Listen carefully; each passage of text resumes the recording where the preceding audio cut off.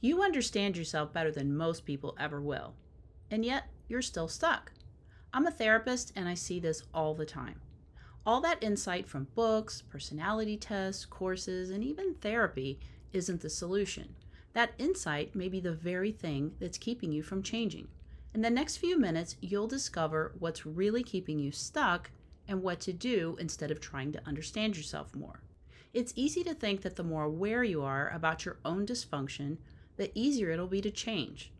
The problem is that you make awareness of the problem the destination. Just because you can articulate the problem doesn't mean you'll fix it.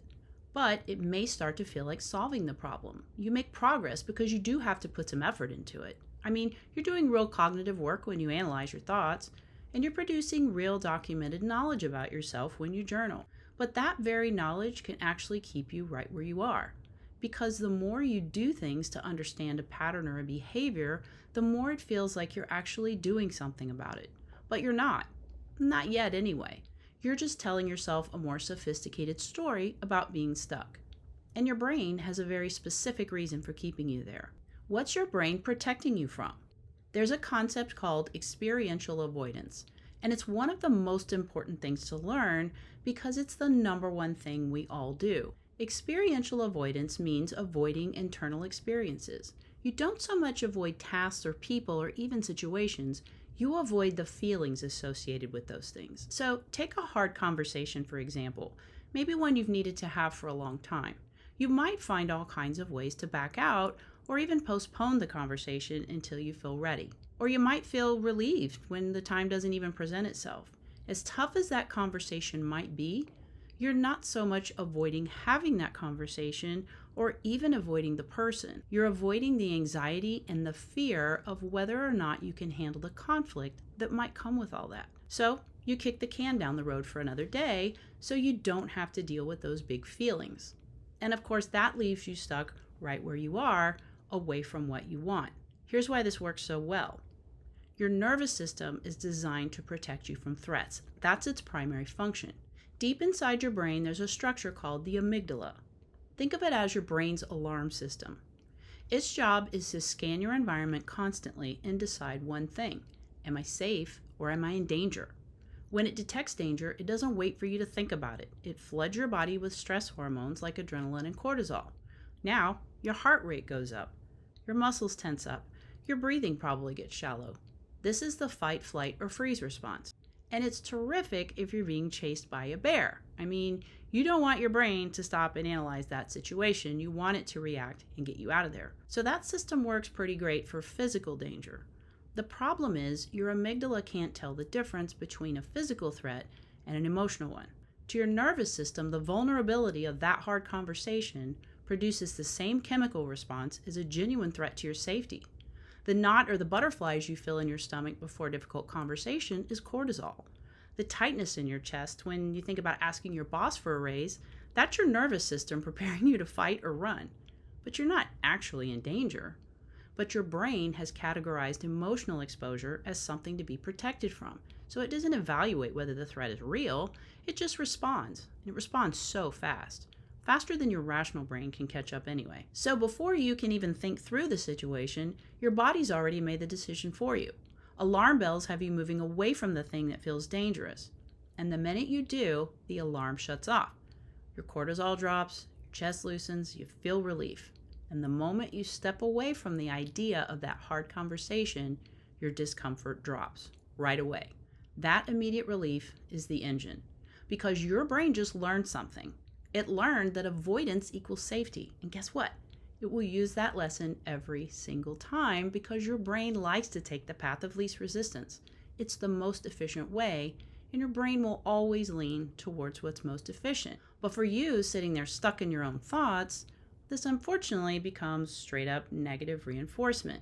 You did a thing that removed discomfort, and because it worked, you're more likely to do it again. So, lucky you get to be stuck over and over again. You get caught up in a loop where you avoid a painful experience even as you know the very thing that will get you unstuck is to take on the painful feelings.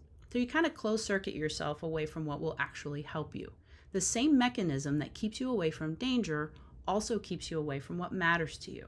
Growth is uncomfortable. Vulnerability is uncomfortable. Change is certainly uncomfortable. And your brain treats all of it like a threat to manage. Now, here's the part that matters for smart people in particular. Your avoidance doesn't always look like running away.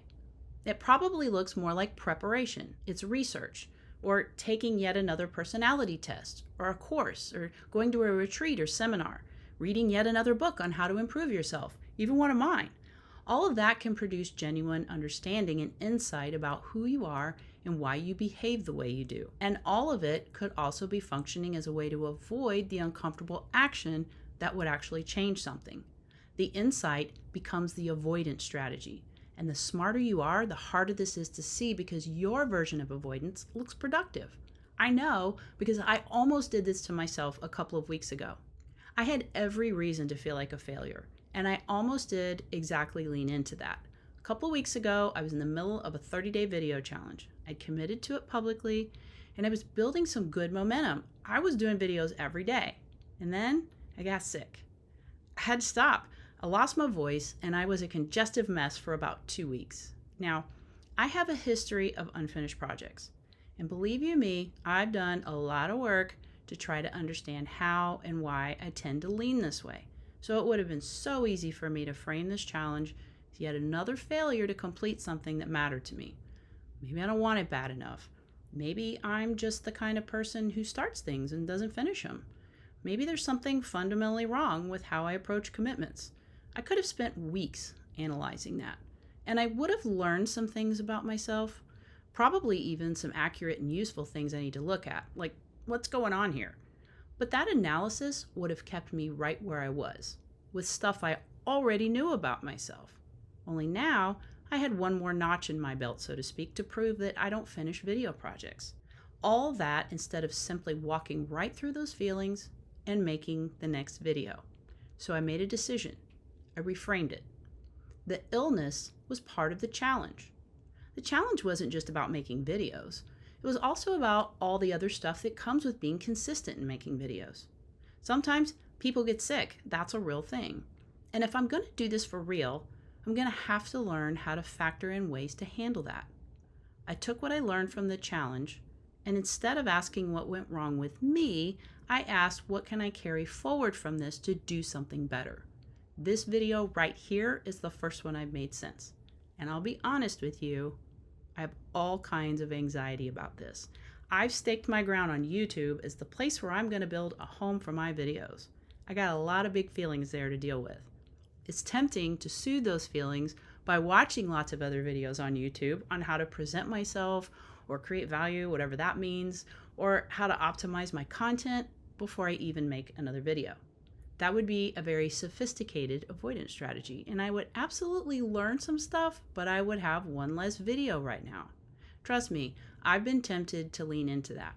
But instead, I'm using what I've already learned from that challenge and trying to be maybe 1% better with this one. That's it. If I had spent all my time trying to figure out how the challenge went wrong and what is it about me that seems to resist progress, I wouldn't be here. I'd still be back there bathing in all that understanding, and nothing would have changed for me. When I realized I'd actually taken a different path with this, I was pretty proud of myself because I chose an action that actually takes me closer to what I really want. The person who has the most clarity isn't the one who makes the change. It's the person who moves. You already know enough. You probably knew enough a long time ago. The next step isn't more understanding, it's movement. But there's still an obstacle between knowing you need to move and actually doing it. The thing you've been poking at with a stick isn't the task itself. It's the feeling that comes up when you think about doing it. Think about one thing you've been putting off. You probably already know what it is. It probably came to mind a few minutes ago while you were watching this. Now, ask yourself a different question. Don't ask, why do I keep avoiding this? You already know why. Ask what feeling comes up when you imagine yourself actually doing it. Name that feeling. Is it the fear of being judged? Is it the vulnerability of putting yourself out there and having it not work? Maybe being a little embarrassed by that. Is it the discomfort of knowing someone might be disappointed in you? That feeling is the actual barrier, and that's what you're retreating from. It's not the task. The task probably isn't that hard.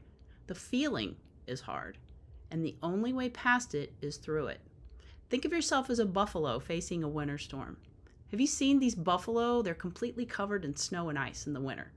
Other animals try to run away from the storm, but that keeps them trapped in the blizzard even longer.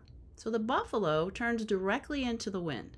It charges right through the driving snow and the biting cold. And by moving straight through and enduring all that discomfort, the storm passes over them more quickly. And they also avoid getting stuck in drifts, which means they reach the other side sooner and move on to a calmer situation. That's what you have to do with the feeling you've been avoiding. Don't go around it anymore. Go right through it. That's the only way to get to what you want. So here's what I want you to do. The smallest possible version of the thing you've been avoiding. Send the resume, schedule the sales call, book the session with the trainer. Do it before the discomfort talks you out of it again. Because every time you act in the direction of what matters to you, even when it's uncomfortable, you teach your nervous system something new. You teach it that this kind of discomfort is not a threat. It's information for you to use to move on to the next thing. And this is the most important part. You teach your nervous system that you can handle it. Not that you'll like it or enjoy it, but that you can handle it, because you absolutely can. If this video helped you see what's actually been keeping you stuck, I'm building a whole series on the traps smart people fall into and how to get out of them. Subscribe so you don't miss what's coming next.